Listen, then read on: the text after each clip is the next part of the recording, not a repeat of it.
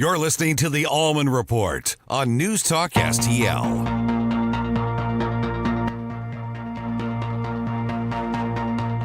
You tell me that you're ready, but you just don't know. My eyes are getting heavy and it's starting to show. Never seen it coming, never seen a thing. Maybe I get through whatever's coming on me. Good evening, everyone, and welcome to the Allman Report here on NewsTalkSTL. Lots to cover for you tonight, and have more anecdotal evidence of a almost sure Trump victory. I'm going to double back a little bit on some really interesting interviews I was able to do over the past 24 hours regarding the infiltration now in some daycares of these crazy leftists and their trans books and their criminal race theory books into daycares now. It's unbelievable. And a very interesting perspective on exactly what's going on with these Venezuelan gangs that are going all across the country now, spreading far and wide. And also going to talk to a congresswoman who wants to beef up security for our national politicians. So that's going to be what I want to reveal to you today. Our prayers, of course, continue for all our brothers and sisters down there in the southeast. You're seeing the results of the hurricane here, not obviously to the point where they are, and it's really bad. I mean, the flash flooding and things like that. The hurricane itself, by itself with the winds wasn't as nearly as bad as the ensuing flooding and stuff like that. Fort Myers is underwater and just bad situation. Millions without power, or at least 1 million without power. So it's really a tough situation down there in Florida as well as Georgia. So, and that is causing some problems, and so hopefully they know that we are thinking about them today. So, okay. So, I like to tell you guys, I've been hammering this home, and there's a reason I've been hammering it home, because I think it's important that the anecdotal evidence of the Trump victory and the Trump success needs to be taken into account. All the small little pieces that I've been telling you about, I don't need to give you the speech again, but it's happening all over. I mean, it's happening all over the joint, where we're seeing examples of places where generally we wouldn't see a lot of Republican support or a lot of Trump support or whatever, and a lot of backlash against Kamala Harris. And so this was a particularly crazy one because this was live. So what MSNBC and CNN are doing, and while they're trying to kind of push the Kamala Harris candidacy and the campaign, they keep on doing these live interviews that wind up just totally creating face plants for all of them. And I'm surprised they still try to do it.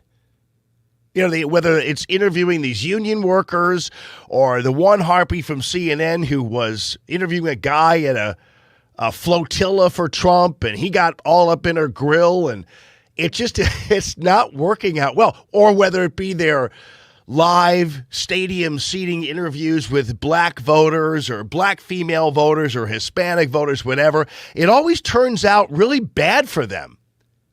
And they still try it, though. So this CNN reporter, I guess, decided, and I don't know how, I guess to their credit, they don't vet these people beforehand, but this is a CNN reporter with a child in a classroom. And again, it's under the heading of kids on politics, and also the subhead of breaking news, which I don't really understand that. And so kids on politics, okay, here you go. What's the first word that pops into your head when you hear the name Kamala Harris? Liar. I mean, seriously. This is, I think this kid looks all of about 9, somewhere in that category. 8 or 9 years old. And you know that it's not just the kid that is important here. It's the fact that this kid has heard this somewhere among the adults where he is. So that means that it's not just the kid who thinks that. That means that there are people around him who clearly think that, because that's what he heard. You know, I mean, that's where it all came down. And I still can't believe that they went ahead and did this anyway. But again, he's kind of like the canary in the coal mine. He's kind of like the bellwether for a deeper feeling of what's the first word that pops her into being your head a liar when you hear the name Kamala Harris? Liar. She's a liar. I mean, and again, another example. It's rather frivolous, but it clearly is a problem for the Kamala Harris campaign when you have kids who are now basically regurgitating what they're hearing from adults, and those adults are voting. This kid isn't voting, but whatever. MSNBC. So they turn this kind of into a complaint. So they assume that it's like more about, misogyny or whatever else. And the fact of the matter is Kamala Harris is failing broadly among men. But keep in mind, this is not to say she's not failing among women. You've seen, again, the anecdotal evidence, the anecdotal interviews. Black women especially seem to have an aversion to Kamala Harris.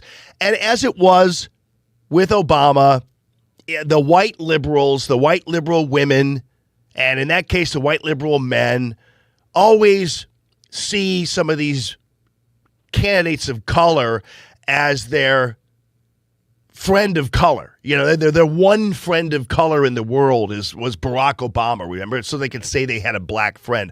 Who's your like one black friend in the world? Barack Obama.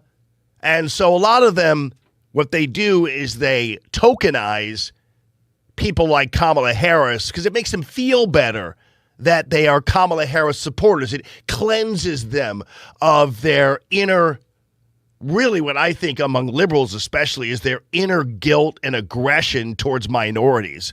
You can tell by their actions, of course. So this woman on MSNBC complaining that Harris is struggling among men. But it's men. I mean, I think the real struggle for the Harris campaign is young men, older men, men of color, white men. Yeah. And what's interesting is men of color is mentioned there, because that is a certifiable fact that, hey, we're in this situation now where even men of color, because of course they think, well, anybody of color is going to vote for Kamala Harris because she's a person of color, of course. But no. So it's not working out well for her in a lot of reaches, and now you're even getting acknowledgement from MSNBC. Of course, MSNBC's conclusion is, well, these people must be misogynist because they don't support a female for president. And again, this isn't going to work. And I'll tell you one thing. If Kamala Harris loses and she becomes the second woman who so-called broke the glass ceiling to be defeated by Donald Trump, that's going to be something. Now, again, I'm not trying to be overconfident here, but it's really odd and will be odd if President Trump wins this election. It'll be a crazy thought that the guy who is probably most described as a sexist, as a woman hater, as a predator, he of all people winds up beating two women running for president. That says a lot about the American sensibility of fairness and of not listening to the baloney and all of the victim-y things coming out of the liberals and the left about, women are victims, women are this. The guy who was considered to be the number one victimizer of women, right, could wind up defeating two of the only women who have ever made it to the point of getting the nomination and running for the presidency. And of course, what's going to happen if that does happen and Trump beats Kamala Harris, oh my Lord, there's going to be this eruption. There's going to be such a wide swath of butthurtedness all across the country. I don't think some of these left-wing women are going to be able to deal with this.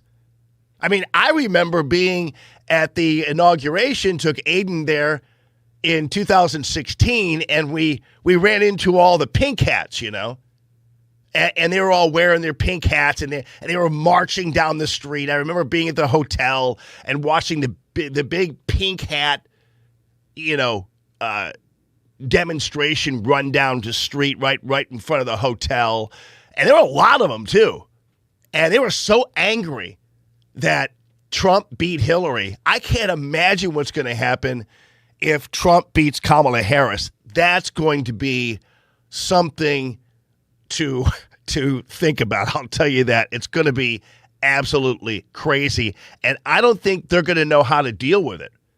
You know, one of the things I told you earlier when in the beginning of the actual Allman Report debut is you need to be prepared for two things. So if Trump doesn't win, you have to be prepared to, at this point, blame the Republican Party, because I think that's really will be the blame. They're the most detracting of Donald Trump, in my opinion. And you have to be prepared for the fact that the Republican Party will be officially dead if Trump loses. That's not me being petulant, petty, or vengeful. That's just the matter of fact, because Republicans, you're on alert.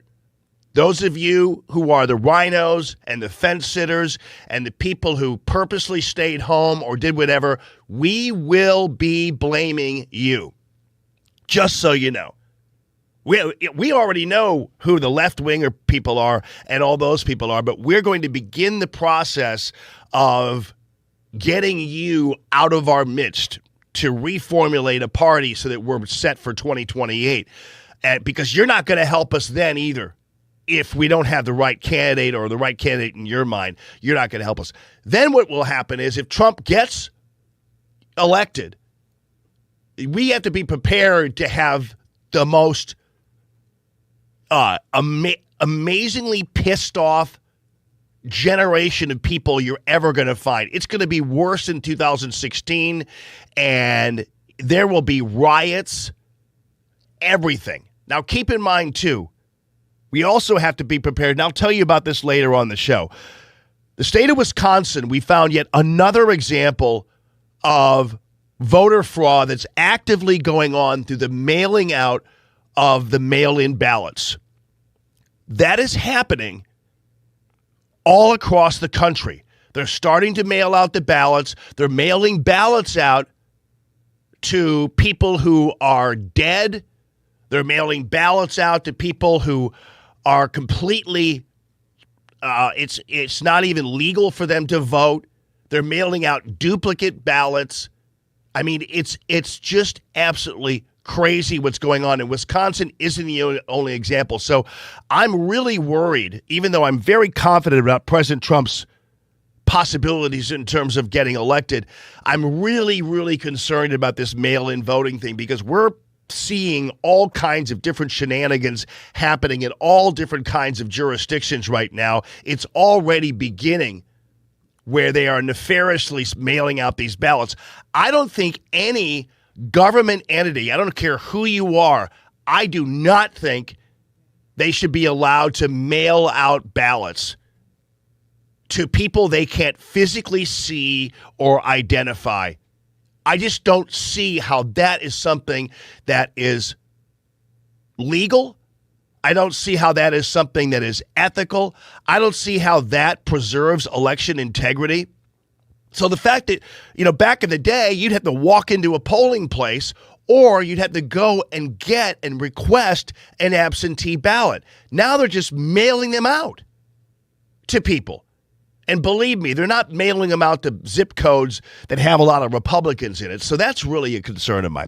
All right, when we come back, I want you to listen to this interview. I filled in for Todd Starnes yesterday. And for those of you who didn't hear it, it was the middle of the day, and a lot of you didn't. But I had a few really good gets in terms of some interviews that I did.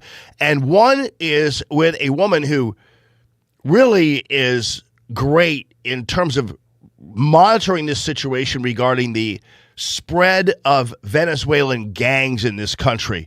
So far, we haven't seen a whole lot of it here in the St. Louis area, but we will eventually because they are spreading out all over. They are emboldened. And one thing that you'll have to make sure you hear during this interview is the fact that somebody not Venezuelan is helping them and possibly even bankrolling them. So I'll have that for you on the other side of this break. I want to make sure you all know that the Wallner home selling team, once again, Rodney and Jen, big, huge parts of the renewed Allman brand here at NewsTalkSTL. Rodney and Jen, thank you for sponsoring this show. Thank you for supporting free common sense conservative radio on down the line, 314-810-SOLD. And thank you for giving me something that I know I can credibly talk about in terms of how incredible you are when it comes to home selling. So they guarantee they're going to sell your home. They have a whole list of people who are ready to rock and roll when it comes to wanting to buy homes. And so already they guarantee they're going to sell your home. They don't have a contract or anything else, so you can always just walk away if you change your mind about selling your home or just something isn't right for you. I don't know. Whatever it happens to be, you're not on the hook. But I'll tell you one thing, Rodney and Jen, they're very assertive and very energetic, and they always think of themselves being on the hook for you and getting your home sold. The Wallner home selling team of Berkshire Hathaway, 314-810-SOLD. That's 314-810-SOLD.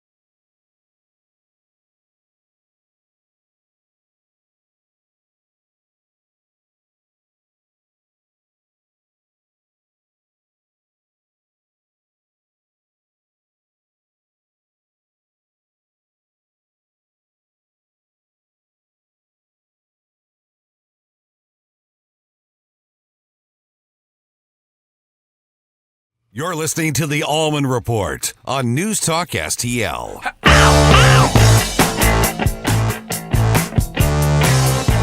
Good evening, everyone.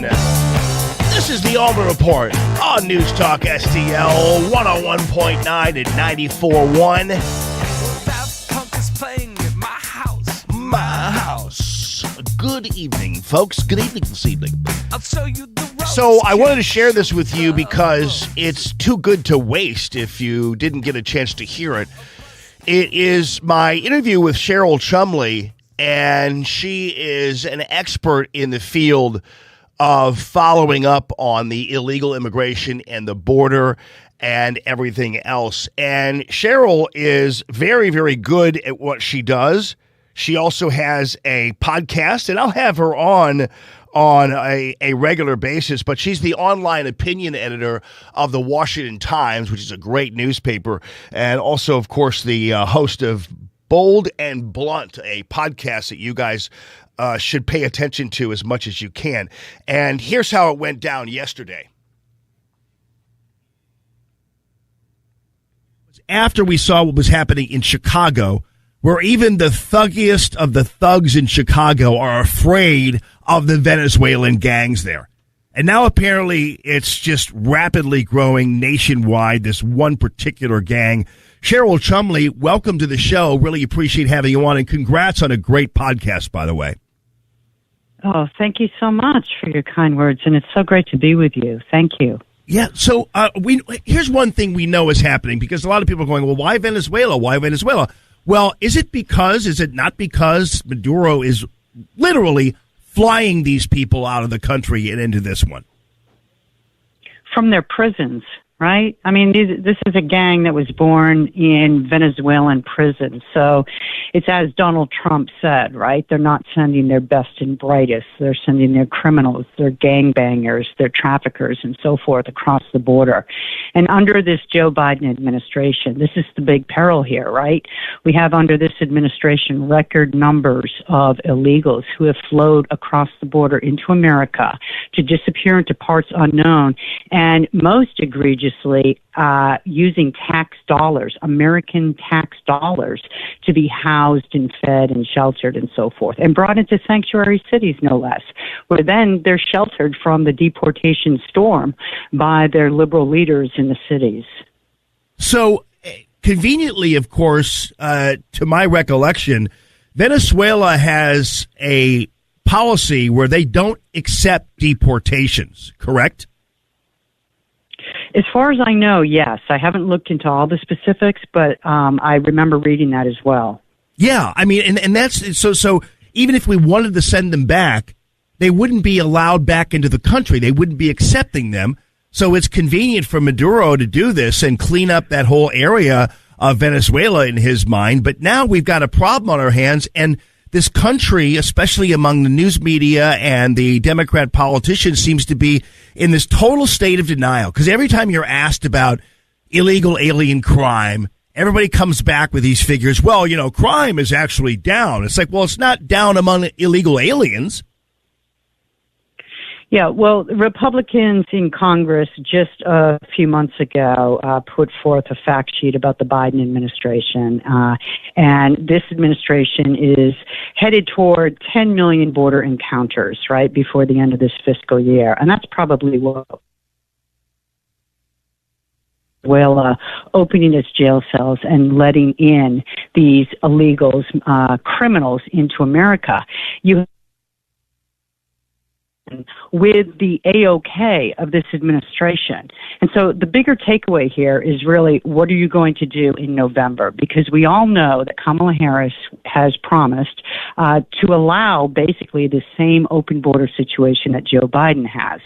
Donald Trump has announced a massive deportation campaign, and even many conservatives question what that will look like, because it's very difficult. How are you going to get these people out? Especially, as you point out, Venezuela won't take them back. But really what's most important is the narrative. And Donald Trump, it's known around the world that when Donald Trump was president, don't come across America's borders because you will be booted out. And they did very public roundups of illegals in communities around the nation to deport them. So it's really the narrative you have to look at here. And coming into November, our nation's future depends on the right candidate being elected into the White House. I mean, we just cannot keep our borders, keep our nation flourishing if we continue to allow this many criminals into America.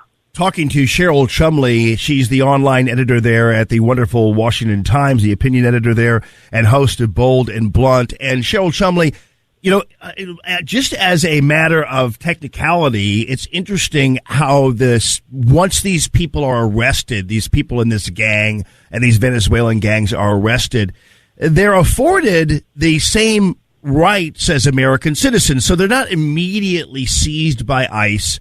They're not immediately deported. They're not immediately jailed. They're going through the normal system that normal people, I'm not calling criminals normal, but you know what I mean, who go through the system. They make a court appearance, initial appearance, and then they're released on their own recognizance and then on the promise of coming back to court. Now, unlike some other American criminals, they ultimately they're out on bond. These people do not live anywhere in particular, and so you release them on bond, and they just wander to another area, which apparently has been happening, and thus the nationwide spread. And let's not forget that they get treated to some top legal representation as well. Do you remember when Barack Obama left, do you remember when Eric Holder left his position as in justice during the Barack Obama administration and went out to California and announced that he was going to start a legal organization to help illegals, basically, who are brought to court in America. And there are others in the Democrat Party who have done the same. So there is money being flowed into these organizations, these legal organizations led by Democrats, to represent even the most criminal of criminal elements who are allowed to cross into America's borders in our justice system. So, they are treated to more benefits than the average American tax-paying citizen gets in the legal system as well. Yeah, I mean, this is so offensive. And I think, though, in the end, Americans are getting it because, on the one hand, we have this Venezuelan gang problem. And on the other hand, the Venezuelan gang problem is not just in border communities. So you're seeing it in Chicago, and the black community is absolutely in revolt mode. You saw it in Aurora, Colorado, which is generally a sleepy little, probably a medium liberal town outside of Denver. And believe me, they're going to be transformed into individuals who are in high alert mode over the border. So ultimately, as bad as this Venezuelan gang problem is, to me, it seems to be creating new Trump voters every single day. That's the light of that's the ray of sunshine, right? But in the meanwhile, what's taking place is, as you point out, these illegals aren't just staying in border areas, right? They're coming to all points across America. And the thing with this particular gang, like with all gangs, but this one in particular, the TDA, they're vicious. They're traffickers, not just in drugs, but in humans. And they actively seek to recruit young minors to go into sex trafficking trade. And this isn't something that's confined to the Democrat-controlled cities, right? They go into public school systems at communities near you and me, and they are trained to know what to look for in terms of vulnerable minors, particularly females, right? Females with broken homes, females who come from homes with abuse and neglect and so forth. And their young gang members are trained in how to approach these females and draw them into the sex trafficking trade. So this isn't just New York City or Chicago. This is any town USA in your public school systems. You know, Cheryl Chumley, I almost don't want to know the answer to this because I have a sneaking suspicion that this is what's happening. I do believe, and I'm not quite sure you've been able to get into the research on this, But is there an American link to these gangs? Somebody has to be taking advantage of their nefarious activities, their organization, their ruthlessness, and their ability to be a criminal gang. And I'm afraid that somebody in the U.S. ultimately picks up on it and essentially sponsors them or utilizes them as a bunch of illegals who are going to get, in many ways, a free pass, as you had pointed out, and best representation. And so they could basically contract out to these gang members. Any American criminal enterprise could. That's just common sense, right? There has to be some sort of trail in America, right, where these crimes can occur. And if you look back under the Donald Trump administration, Secretary of State Mike Pompeo made sex trafficking a priority of his administration. And if you read through some of the reports that came forth under that 4-year term, you can see that America has really exploded as a mecca for sex traffickers. It's a sad and sorry and very underreported and oftentimes ignored reality of America, but we really need to take a deep dive look. And, you see the headlines, missing migrant children and missing children and so forth. Well, where are those children going? Some of them may be reunited with family members, but I think that there is something deeper and darker going on. And there definitely has to be people in America, American citizens, probably high up, powerful people in America who are part and parcel of this whole depraved system. Cheryl Chumley, we are grateful for your work on behalf of this great country as the online opinion editor of the Washington Times and, of course, host of Bold and Blunt, a podcast you all can find on any of your favorite podcast networks. So really, truly appreciate you joining the show. It's an honor to speak to you, and we'll talk to you again soon. Thanks for the enlightenment. Yes, indeed. So that's Cheryl Chumley, the opinion editor of the Washington Times. And it really is a great deep dive into really what's going on. And these Venezuelan gangs, wait till somebody does indeed find out in the end that, hey, we can recruit these guys to do all kinds of dirty work for us. And so suddenly you have a new group of domestic terrorists that I'm sure somebody's already plotting to use. So we'll see how this whole thing goes. All right. In the meantime, at the UN, Netanyahu breaks some butts. I'll tell you that. It was great.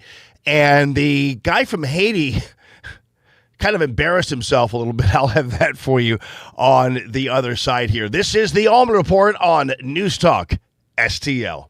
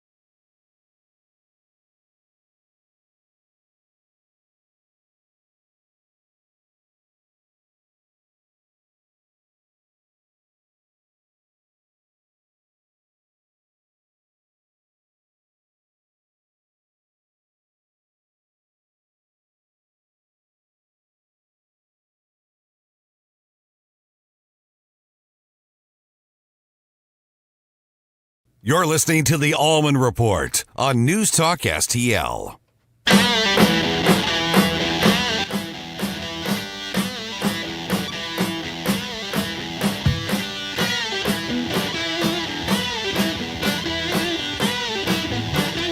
Good evening, everyone. This is the Allman Report on News Talk STL. Jamie Allman, really super happy to be with you here. 101.9 and 94.1 and sticky everywhere. We had a little bit of a glitchy thing last night on the Allman Facebook page. It should be back up, and ultimately, I know a lot of you messaged me this morning and said, I listened to that in the morning. Where is it? I told you it's on X, it's on YouTube, it's on Rumble, and it's on the News Talk STL Facebook page as well. You can also download the podcast at newstalkstl.com/Allman. So you can pick it up anywhere if, in fact, it might fail you on my particular Facebook page, which sometimes just things like that do happen. All right, the UN Assembly. This was, I got to tell you that I think abolishing the UN is perfectly okay with me. These people who come to New York and thumb their nose at the U.S. and our principles and our way of life are disgusting, vile people. And we invite them here. And they come and they wine and dine and do all that other garbage and then stand up at the podium on U.S. soil and condemn us. There was a little funny moment here, though, however.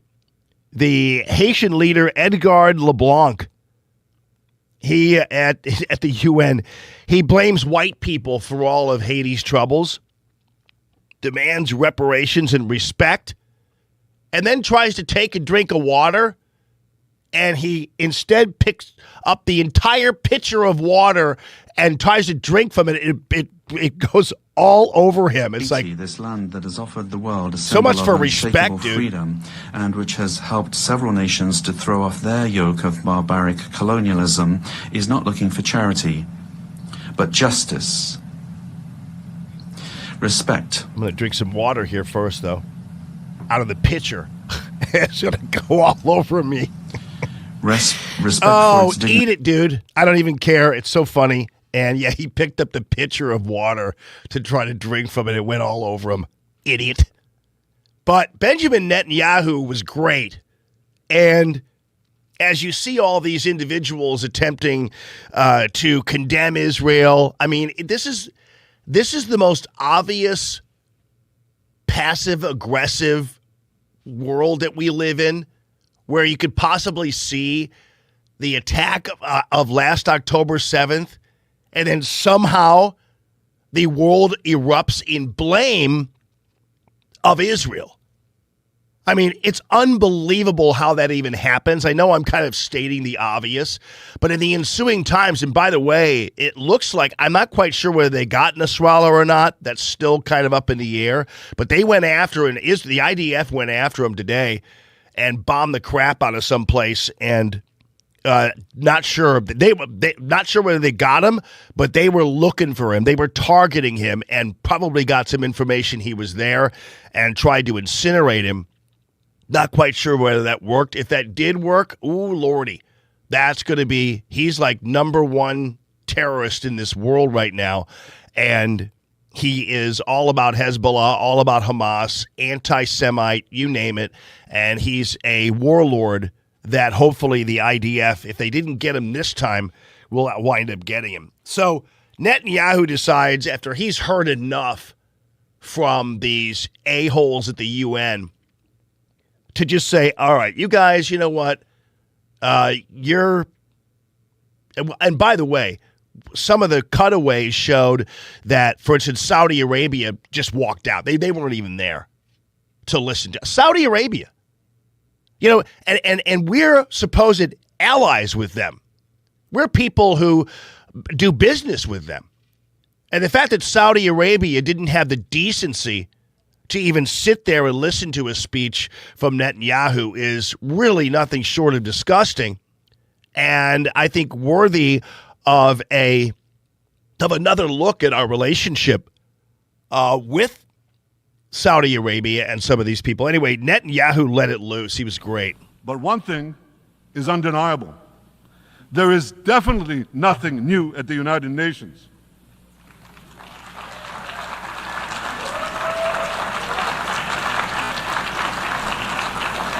Take it from me. I first spoke from this podium as Israel's ambassador to the UN in 1984. That's exactly 40 years ago. And in my maiden speech here, I think it's the same podium, by the way. In my maiden speech here, I spoke against a proposal to expel Israel from this body. 4 decades later, I find myself defending Israel against that same preposterous proposal. And who's leading the charge this time? Not Hamas, but Abbas, Palestinian Authority President Mahmoud Abbas. This is the man who claims he wants peace with Israel. Yet he still refuses to condemn the horrific massacre of October 7th. He's still paying hundreds of millions to terrorists who murder Israelis and Americans. It's called pay for slay. The more you murder, the more you get paid. And he still wages unremitting diplomatic warfare against Israel's right to exist and against Israel's right to defend itself. And by the way, they amount to the same thing. Because if you can't defend yourself, you can't exist. Not in our neighborhood, certainly, and maybe not in yours. Standing in this podium 40 years ago, I told the sponsors of that outrageous resolution to expel Israel, gentlemen, check your fanaticism at the door. Today, I tell President Abbas and all of you who would shamefully support that resolution, check your fanaticism at the door. The singling out of the one and only Jewish state continues to be a moral stain on the United Nations. It has made this once respected institution contemptible in the eyes of decent people everywhere. But for the Palestinians, this UN House of Darkness is home court. They know that in this swamp of anti-Semitic bile, there's an automatic majority willing to demonize the Jewish state on anything. Yeah. And I'm so glad he called it a swamp of bile, because that's what it is.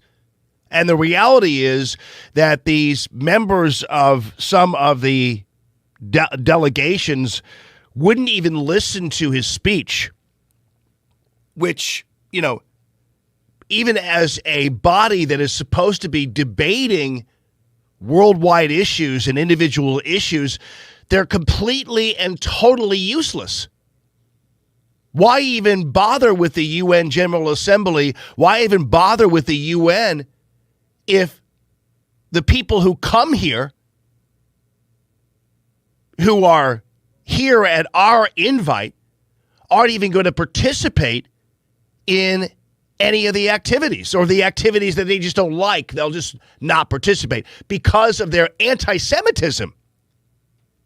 It's not because they disagree with a policy, or they disagree with that, or they disagree with this. They're a bunch of anti-Jew, anti-Semites, and supporting terrorism at the same time. So, given all that, why then even have the UN? If that is what's going to happen, is we're going to have a bunch of people up here, but then when Netanyahu speaks, all of the Arab delegates don't even bother listening. They're not even in the room. It's like, well, then why have it at all? Abolish the UN. In this anti-Israel flat earth society, any false charge, any outlandish allegation can muster a majority.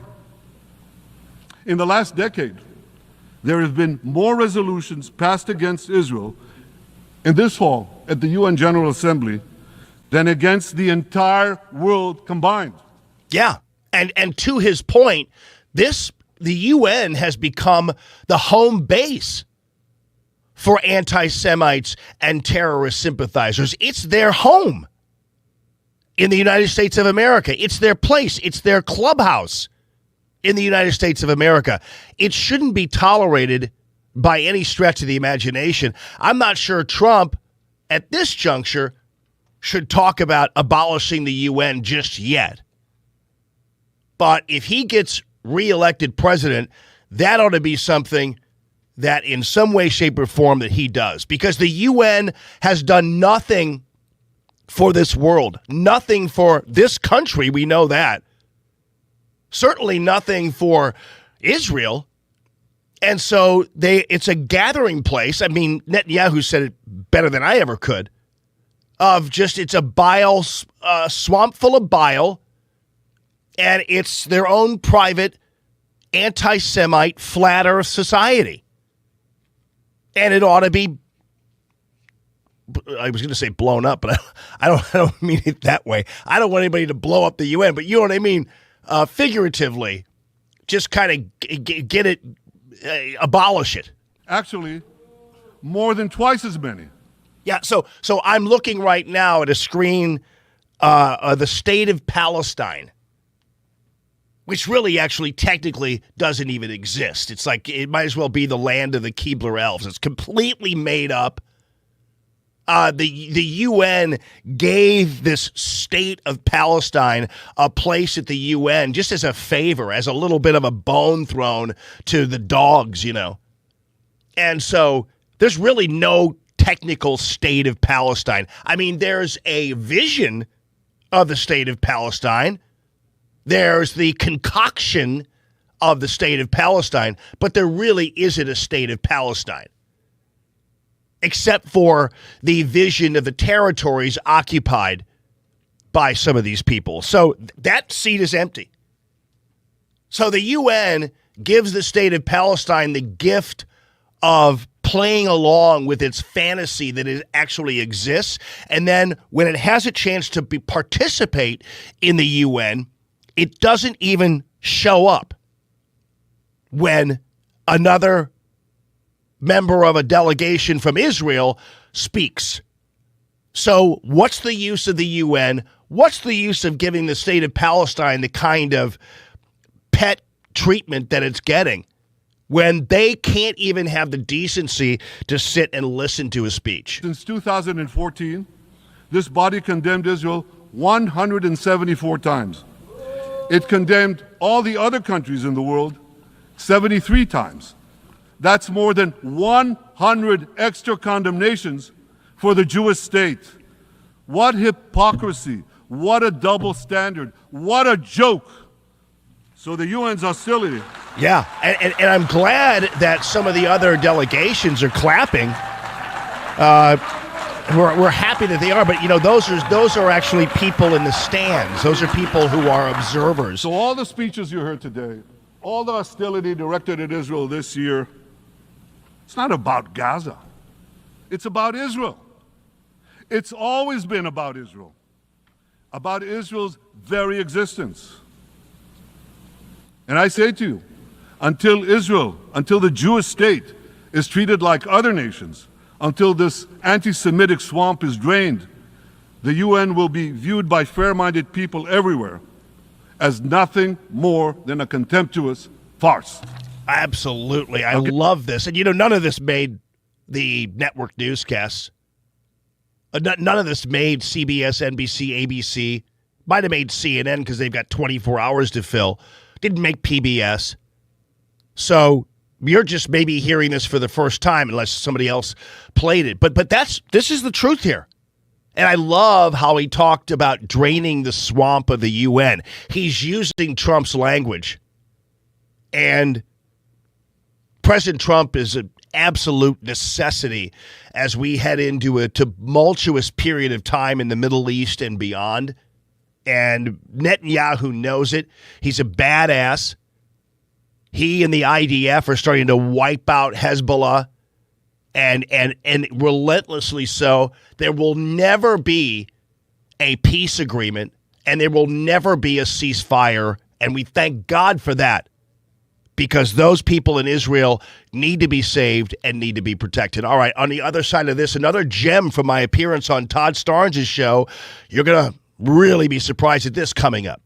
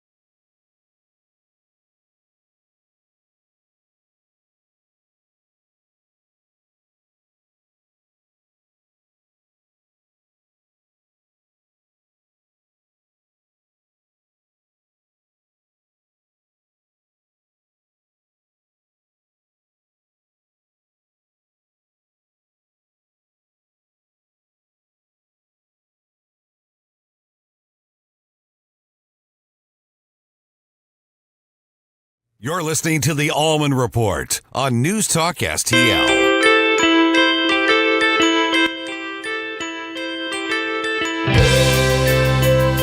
Good evening, everyone, and happy Thursday to all of you and yours. This is the Allman Report on NewsTalkSTL, 101.9 and 94.1, people. I got to tell you, Zelensky met with both Kamala Harris and Donald Trump.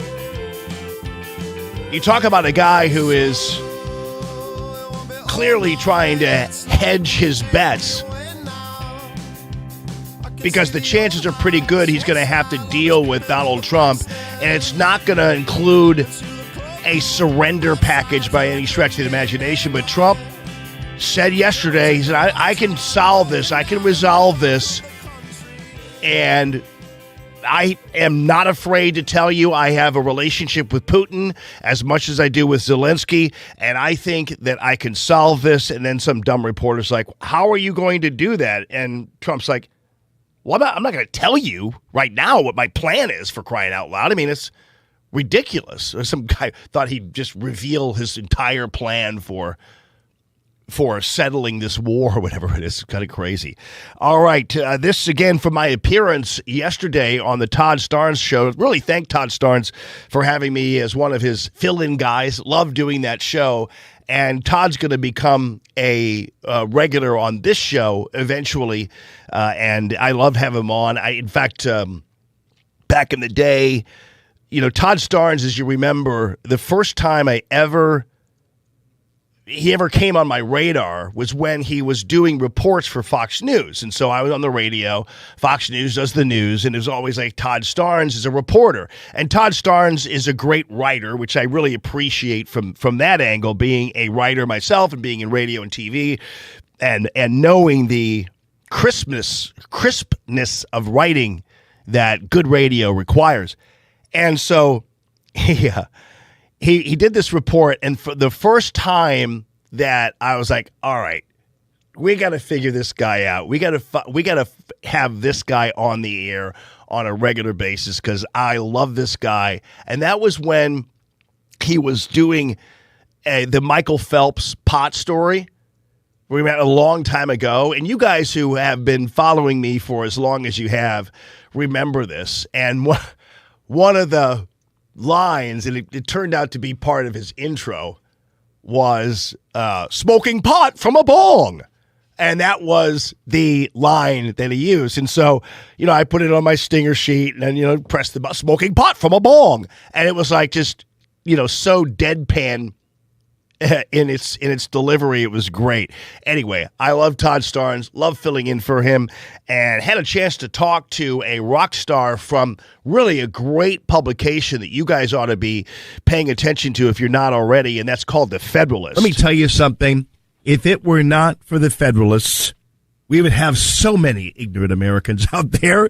We would be so in the dark because they cover stories that are sometimes not always of the national brand, but are national in scope because they zero in on the every step of the way poisoning of our country at the hands of left-wing lunatics. Joy Pullman is the executive editor of The Federalist, and I'm really hugely pleased to have Joy Pullman on the show here. And she's got a couple of articles regarding one tax-funded group that is basically going in and poisoning the wells of daycares with all kinds of racial, trans, anti-police propaganda. This is really super hard to believe. Joy Pullman, thank you and welcome to the show. How are you? Oh, thank you for having me, Jamie. A pleasure to be with you. Great to be with you, too. So what is this taxpayer-funded group and what are they doing? Well, so the organization is called the Wisconsin Early Childhood Association, and it is essentially, exists to be basically a pass-through for federal and state grants to daycares, early childhood centers in the state of Wisconsin. So it administers federal food programs that go out to daycares as well as subsidies to people studying to get their license for being a daycare worker in Wisconsin. And so they, this year, sent out DEI kits to 300 daycares across the state of Wisconsin. And, people are pretty familiar at this point with the acronym DEI, but I think people are not quite as familiar with the very large amount of board books, very materials aimed at babies, toddlers, very small children. So people are aware this is in universities and K-12, but, it probably would surprise some people to see the large amount of tax-funded resources that are heading to babies at daycares, before they're even speaking words, they're being told, that we want to abolish the police and turn the, prison system over to the grandmothers to participate in Black Lives Matter protests and to be looking for racial differences and grievances in order to exploit them and have, animosity towards people based on their skin color from the time they are tiny.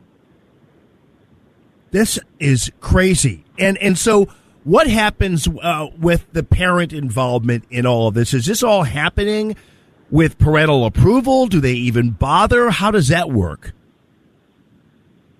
So I spoke with a daycare owner in Wisconsin who received one of these kids. She wasn't aware of the divisive and, frankly, it's unconstitutional as well as illegal for tax-funded organizations to push discriminatory information. But she wasn't aware, of course, that that's what she would be getting. She thought it would be, great books to share with the children that she cares for. And so she told me that one of the things she noticed about this is that the parents are entirely bypassed in this situation, right? You have the state-funded, licensing organization, because the Wisconsin Early Childhood Association also is a licensing entity for licensing daycares in Wisconsin. And people take continuing education through them in order to keep up their state daycare license. So you have this entity bypass parents and going straight over their heads to the daycare owners to send these racist, frankly, these anti-Christian. There's, the books literally link, white supremacy with Christianity in the content for the adults in these books. So these extremist materials are being sent by this tax-funded organization to daycare owners, and those care owners are being given trainings about how to teach this material to children, all without parent knowledge, of course. And I'm assuming that there is some knowledge on the part of whoever is vetting the process of tax funding them. Either that or they have to put together some kind of mission statement or some kind of appeal or what have you. I don't know how that works, but obviously this is done with a level of blessing from the very government that is funding them, correct? That's right. So when I reached out to the Wisconsin Department of Children and Families, which is the entity that gives millions of dollars for state in Wisconsin. Some knowledge on the part of whoever is vetting the process of tax funding them. Either that or they have to put together some kind of mission statement or some kind of appeal or what have you. I don't know how that works, but obviously this is done with a level of blessing from the very government that is funding them, correct? That's right. So when I reached out to the Wisconsin Department of Children and Families, which is the entity that gives millions of dollars for state and Wisconsin dollars to this WICA organization in Wisconsin, so I asked them, how they participated in that level in sending out these racist kits to kids. They really didn't provide me an answer to a lot of the questions that I asked. They only claimed that these specific kits, were not funded with money from them, which, attorneys in the state that I spoke to said, first of all, that doesn't, prevent there from being discrimination, claims potentially against them, because if you receive any government money at all, you have to comply with anti-discrimination laws. You can't preach that white people are bad to babies if you take government funds in any case, regardless of whether the preaching of the white hatred to babies is, not funded directly by tax dollars. But second of all, the attorney at the Wisconsin Institute of Law and Liberty there in Wisconsin pointed out to me that money is fungible, right? So sure, after there's outrage, the government can claim, oh, well, this was done with private dollars. But the question is that really how the money went into the pot in the first place? But the overarching, but I think you can really find the answer to whether the state of Wisconsin, the agencies, especially which are run by a Democrat governor there, Tony Evers, who is all into, the extremist leftism, like DEI. Those agencies, I think all you need to know is by the fact that the communications, the spokeswoman that I contacted from Wisconsin's Department of Children and Families. She puts her pronouns in her email bio. Oh, Lord. Yeah. So I guess, and we're talking with Joy Pullman. On board with all of this. I know. Talking with Joy Pullman. She's the executive editor of The Federalist. And I'm assuming that this isn't isolated to Wisconsin. I'm assuming there's some kind of template. This cannot be something that is only Wisconsin oriented, even though obviously ultimately we'll find out. But it seems to me this is the kind of program and the kind of, creation of a kit that probably is duplicated in other parts of the country.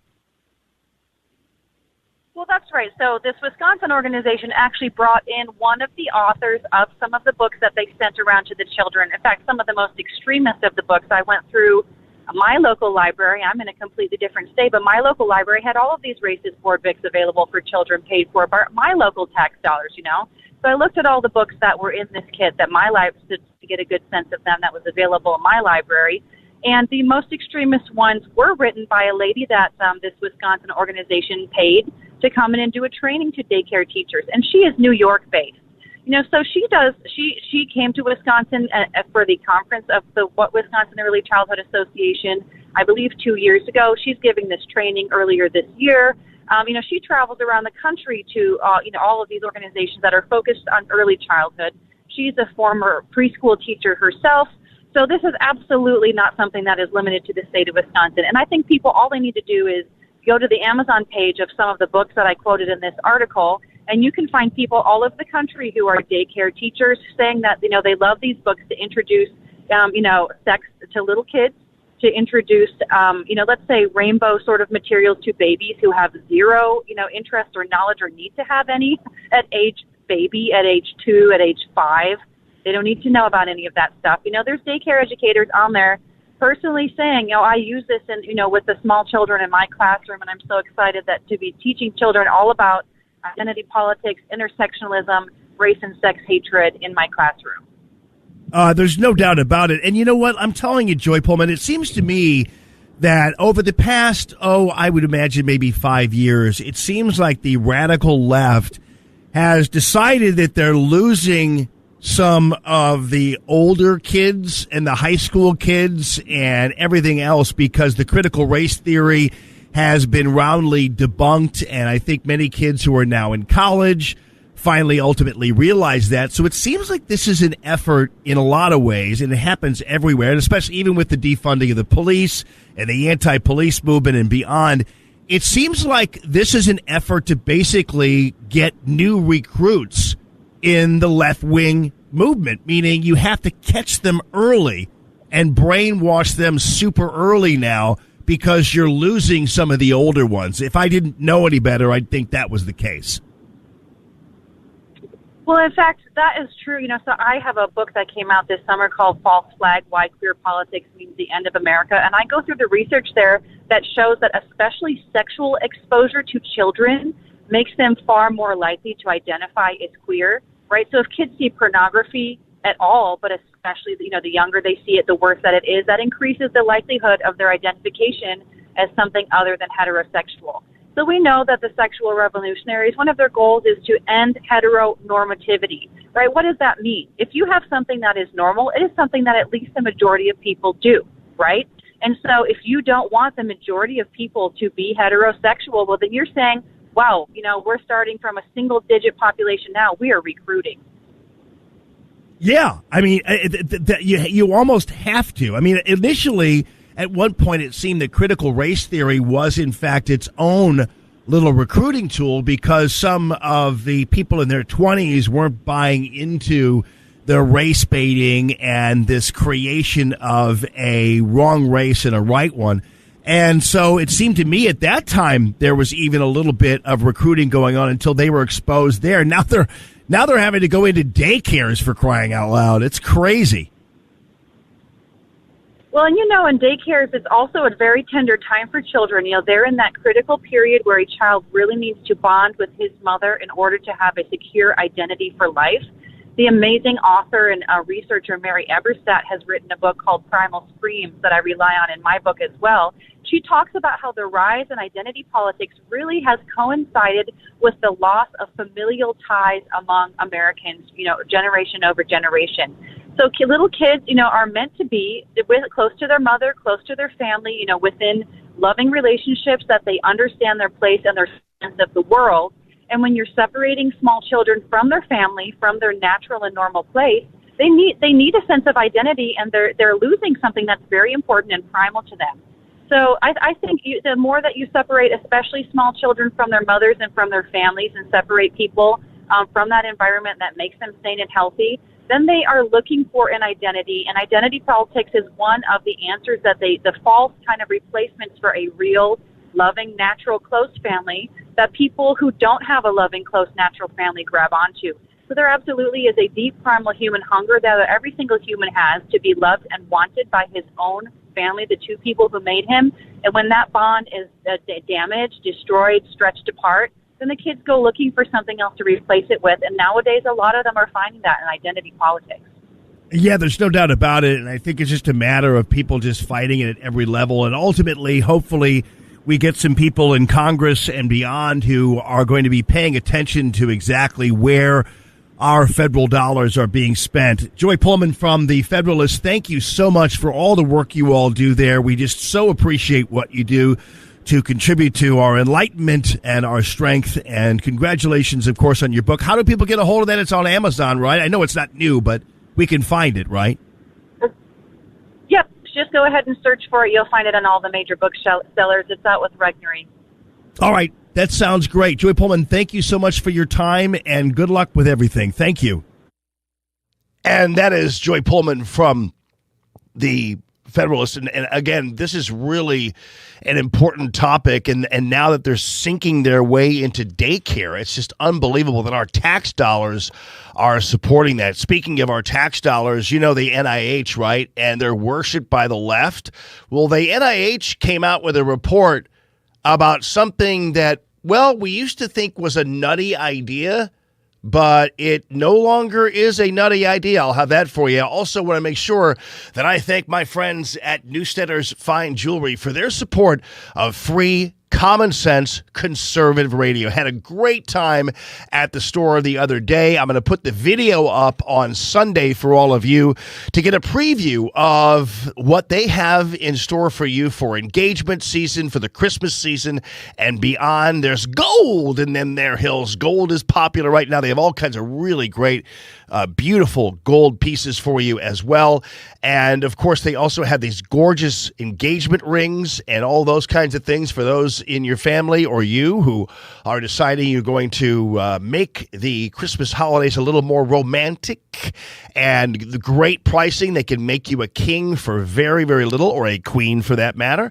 And Eric is a great guy. I had a chance to spend time with him and Anna and Cindy there at the place, and it is just right there at Doherty Ferry and Big Bend. You go to wowdiamonds.com and you can see the wonderment of what they have to offer you. But being in the store is very special. Above the door, it says God is welcome here. It's that kind of vibe there, and they're truly people who live like you and me do, and our values and our love of country, they reflect perfectly. And they've been longtime supporters of mine. They're wonderful people. I'm so glad to be part of the extended family of Newstetter's Fine Jewelry. WowDiamonds.com, right there at Doherty Ferry and Big Bend. It's Newstetter's Fine Jewelry. Thank you, WowDiamonds.com, for supporting free, common sense, conservative radio.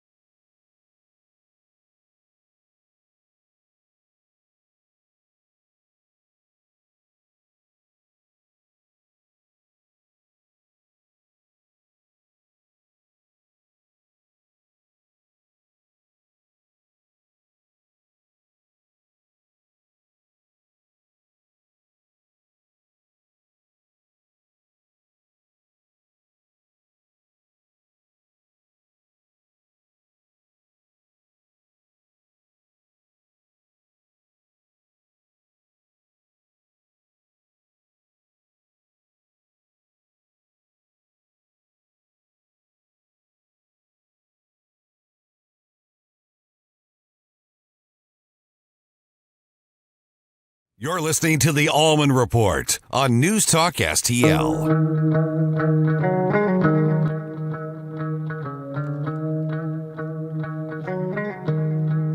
Good evening, everyone. Happy Thursday to all of you and yours.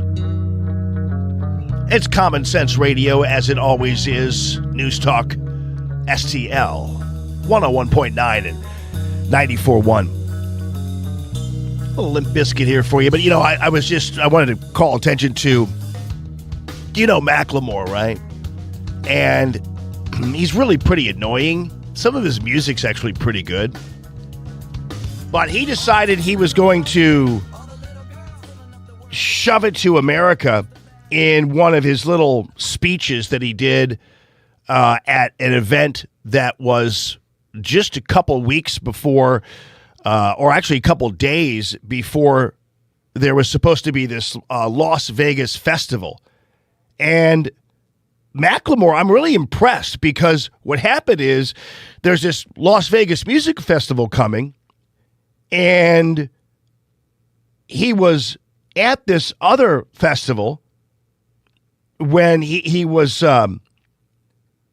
saying F America on a stage where he was performing at a pro-Palestinian benefit concert called Palestine Will Live Forever. And this was in Seattle, and he drew a lot of applause from the audience, of course, as you'd imagine, because there's so many scumbags in Seattle. They love this kind of stuff. And, well, so much for that. So this was the Neon City Festival, so it was the inaugural one, and he decided he was going to go ahead and say that in Seattle. Well, guess what? The Neon City Festival said, hey, check this out, dude. We're dropping you from the lineup. You're not playing at the Neon City Festival in Las Vegas. And they said, due to unforeseen circumstances. In other words, they didn't foresee him being a pro-Palestinian a-hole and didn't foresee him saying F America. And now Macklemore is out. And so that festival already happened, and they dropped him from the lineup. So I'm just kind of doubling back on that. All right, you guys remember back in the day, I talked about a little bit about the UN thing earlier, when people would say, abolish the UN, and this was like 30 years ago or something. And people sometimes thought people like that were crazy. Like, oh, they're off the grid. They're off the grid. Now they're the smartest people ever, and we kind of ignored them 30 years ago. You also remember when the people were considered to be crazy when they were concerned about the fluoridating of water. They're fluoridating our water. They're fluoridating our water. They're hurting our kids. Everyone's like, oh, come on. Ew, it's ridiculous. Fluoride's good for the children's teeth and all this kind of stuff. Well, this week, this is pretty amazing. And again, got almost zero coverage out there in the mainstream media. I don't know why, because it affects families, it affects children, everything else. So a federal judge ruled against the EPA over concerns about the currently recommended fluoride levels in drinking water throughout the country. Now, as you all know, the EPA, when it comes to levels of metals and other contaminants in our drinking water, those levels are usually pretty high. The EPA has a pretty high tolerance for crap in our water. And so the fluoride levels that were recommended by the EPA, in other words, the acceptable fluoride levels, after a lawsuit was filed, the federal judge said, actually, you know what? Your fluoride levels that are acceptable are a problem and possibly endangering the well-being of children. And if you can imagine, the basis for Judge Edward Shen's decision was the NIH, the National Institutes for Health. And now, keep in mind, during COVID, the NIH was as corrupt as the day is long, had all these recommendations. They were responsible for all the mask holes out there and the school closings and all that kind of stuff, in conjunction, of course, with the other agencies that were basically just wanting to bring us to our knees. And the national, and keep in mind, whenever you went after the NIH as a common sense conservative, you were considered to be some kind of loon because the left wing and the liberals all worship the NIH. And they associate Dr. Fauci with it, even though really not, but they associate him with it. And so they worship the NIH. Like the NIH basically might as well have been the Bible for all of the COVID nuts out there who destroyed our lives for 3 years. But now the NIH has come out with a report that concluded that higher levels of fluoride may be linked to lower IQs in children. That's astounding. And you might have seen this someplace. You might have seen this here and there, but it wasn't widely reported. And Judge Chen wrote in his ruling, he said, in all, there is a substantial and scientifically credible body of evidence establishing that fluoride poses a risk to human health. It is associated with a reduction in the IQ of children and is hazardous at dosages that are far too close to fluoride levels in the drinking water of the United States. So the NIH concluded that the acceptable levels of fluoride in our water right now, as accepted by the EPA, are too high a doses for the health of our children and indeed even your health. And when you couple that with the fact that everybody is like drinking water incessantly everywhere, and the reality is, I know that some of this bottled water, and they talk about how it's advanced filtration systems and reverse osmosis technologies and all those kinds of things. Who knows how much of the fluoride is taken out of it? But you remember, there's this big kick because now you can't find anybody without a bottle of water in their hand. Or if, you see Ethan Valencia, he's got a Pepsi in his hand, so he's safe. Ethan, your IQ level, I'm sure, has remained high thanks to your rejection of water. Pepsi's good for and you. Your embracing of Pepsi. Oh, yeah. Pepsi makes you smarter, really. Like you never, obviously. Exactly.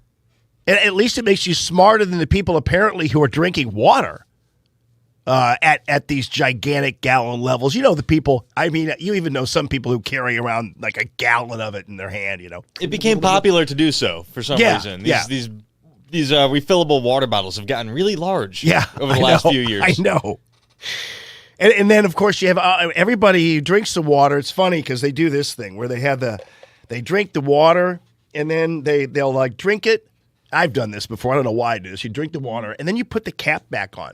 It's just like a process that people have in their dumb meetings and all that kind of stuff. They're just like, oh, okay, well, anyway, and then he put the cap back on, only to take it off like 5 seconds later. It's just, I don't know, it's just weird. And I do drink water every once in a while because I kind of need to, but at this time in my life, my IQ is set at a certain level, and I don't think I'm going to get any dumber necessarily. I don't know whether I'm going to get any smarter either, but I think but for the kids, it's a bad thing.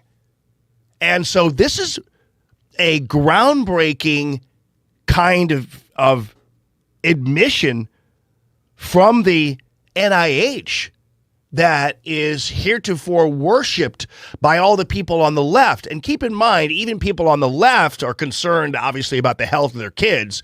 But keep in mind also that it was mostly conservatives who were concerned about this. It's so funny. Conservatives are always accused of being anti-science and anti-environmental, whatever. But the people who continue to resist this are the ones who are anti-science. I'll just read really quickly from the NIH report. Reading from reports isn't great radio, but I want to just... The NTB monograph concluded that higher levels of fluoride exposure, such as drinking water containing more than 1.5 milligrams of fluoride per liter, are associated with lower IQ in children. It was designed to evaluate total fluoride exposure from all sources and was not designed to evaluate the health effects of fluoridated drinking water alone. But what happened is they crisscrossed the information and discovered that the 1.5 milligrams of fluoride per liter is actually, or more, is acceptable by the EPA to be in water. And so that's where the crisscrossing happened, and that's where the judge said, "No, we're gonna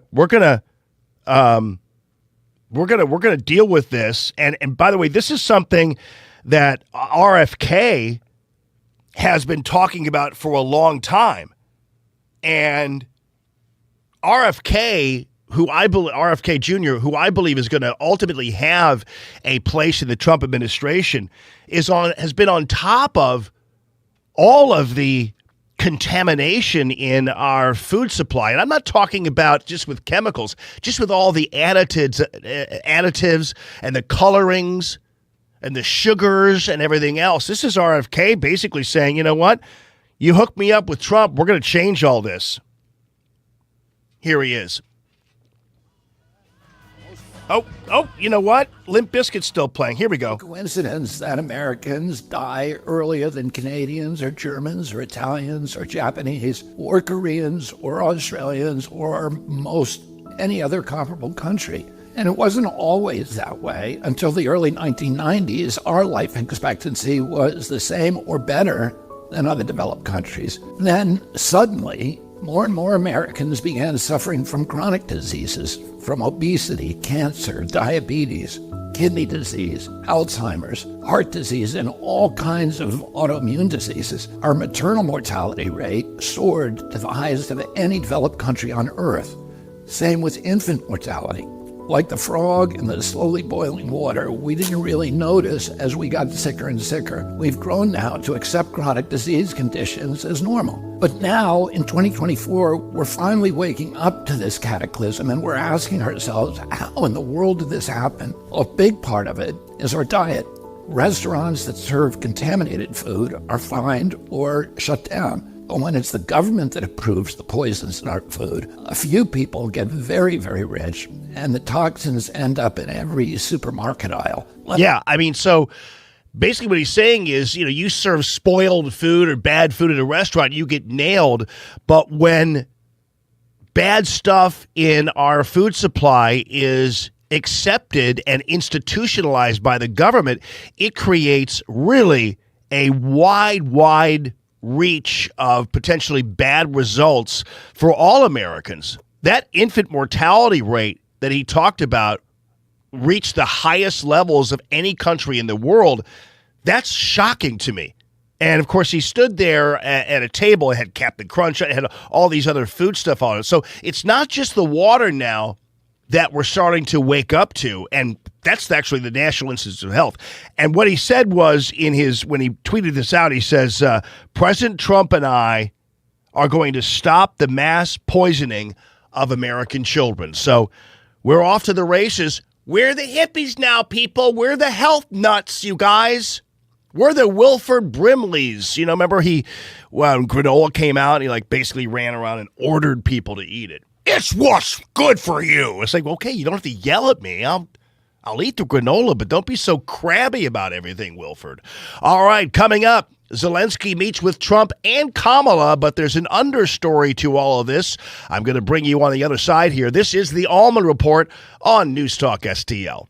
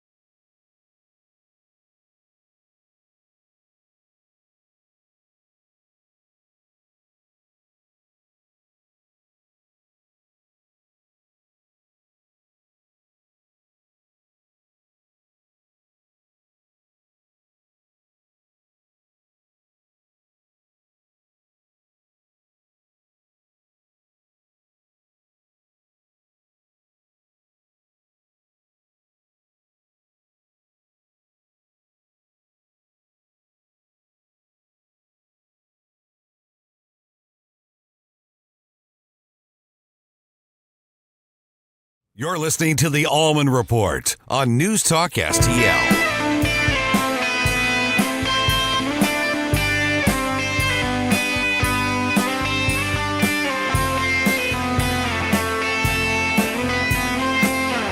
Good evening, everyone, and happy Thursday to all of you. Thank you so much for listening and watching the show, listening to and watching the show.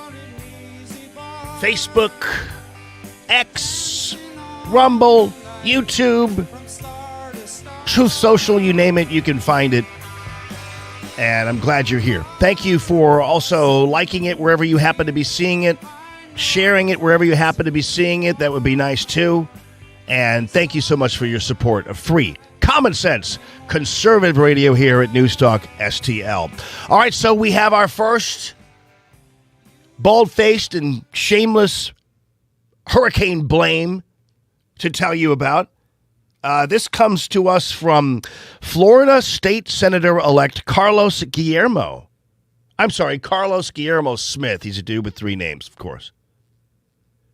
So Helene is still ravishing Florida and the Southeast and beyond. We, of course, don't know what caused the hurricane. Obviously, you check with meteorologists and they kind of know what drums up a hurricane. A series of different events out in the ocean and beyond. We get it. But Carlos believes he knows what caused the hurricane. And, of course, guess what?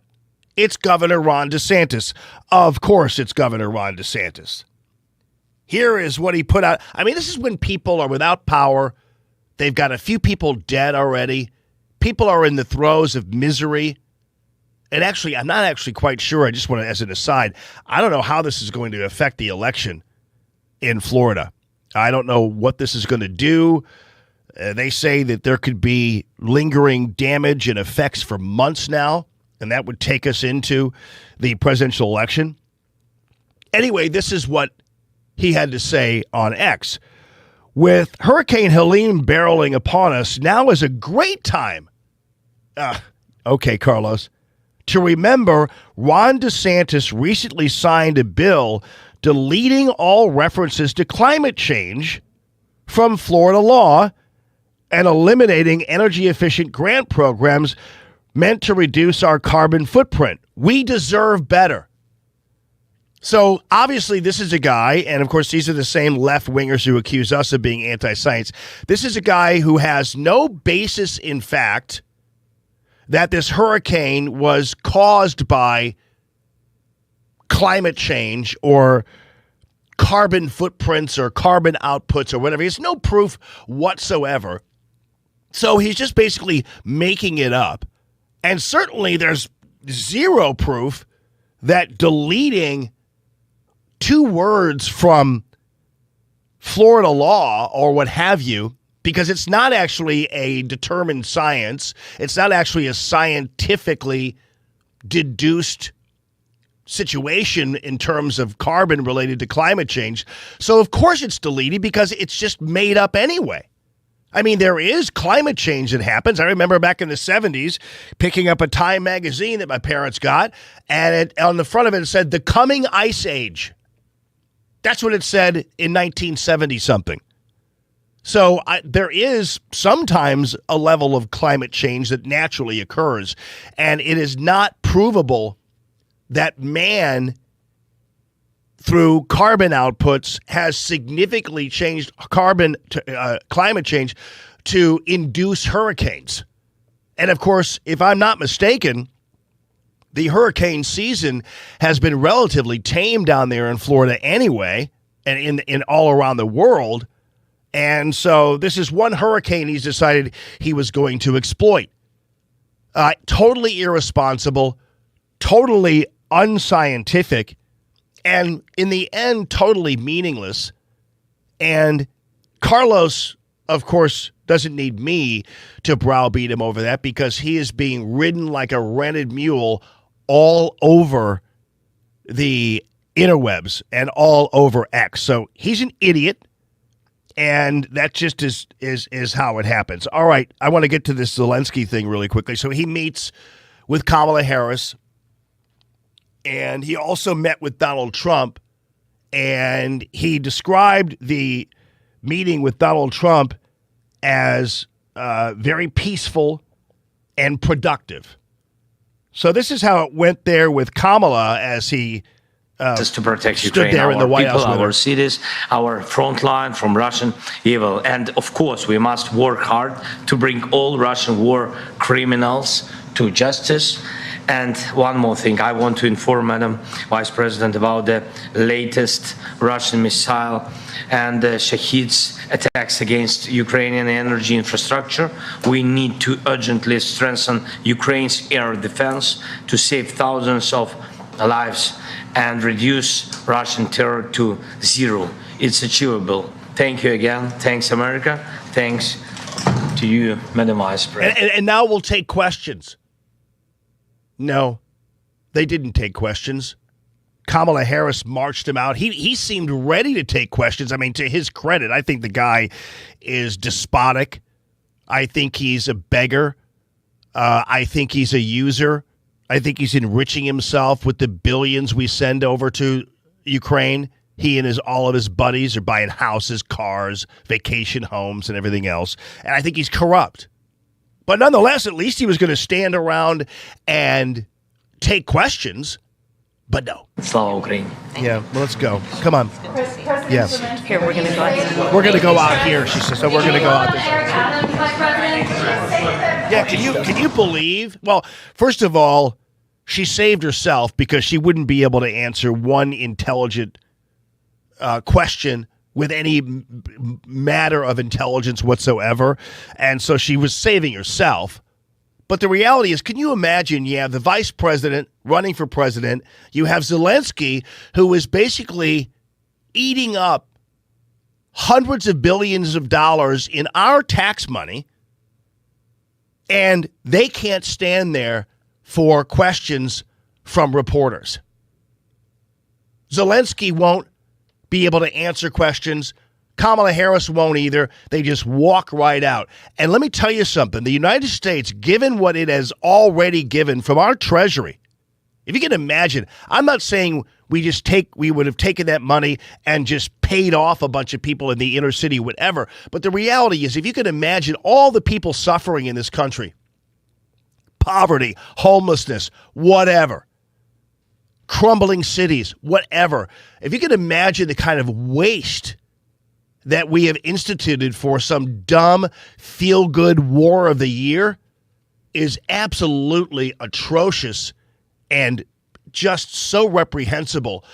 And the fact that they can't even stand there and answer questions and allow any kind of accounting for their activities is just beyond the pale and typical of the kind of dictatorship Kamala Harris would run, because she's not going to take any questions on it. She couldn't answer them anyway, but she wasn't going to take any questions on it. What a shame. All right, before we leave, I wanted to make sure I get to this because the WNBA is going the way of Bud Light and everything else. The WNBA decided they were going to release a statement to tell everybody that they're not going to tolerate the racist fan base. Now, keep in mind, even a casual observer can tell that the racism is actually at the hands of these beasts who are attacking Caitlin Clark only because she's white. It has nothing to do with anything else other than the fact that she's white and she happens to be newly a member of the women's prison system known as the WNBA. So all these butches are all pushing her around, knocking her down, doing whatever. It's really reprehensible. So how does the WNBA react to that? Well, here's the WNBA statement. The WNBA is a competitive league with some of the most elite athletes in the world. While we welcome a growing fan base, the WNBA will not tolerate racist, derogatory, or threatening comments made about players, teams, and anyone affiliated with the league. League security is actively monitoring threat-related activity and will work directly with teams and arenas to take appropriate measures, including law enforcement as necessary. Can you believe this? That's the WNBA's reaction to a growing populace of fans who actually are watching the NBA or bothering to watch it, mainly because Caitlin Clark's in the league now. And now suddenly that growing base are racist because we happen to be pointing out, hey, you know what? Interesting. 17% of the WNBA's flagrant fouls this season have been committed against Caitlin Clark. The Chicago Sky were responsible for 80% of the flagrants committed against Clark. And is it racist to point that out? Well, apparently what the WNBA wants is no one to criticize any of these bully players, and no one's to criticize any of the teams that seemingly are responsible for preying on Caitlin Clark. Pretty amazing. Good luck with all of this, WNBA. It's not going to work out well for you. You're so ungrateful for the many people who have decided to give you their eyes in the wake of Caitlin Clark's entrance into the league. Unbelievable. Hey, you guys have a wonderful and blessed rest of your weekend. Ethan Valencia, thank you for another great week, buddy. Thank you all for watching and listening.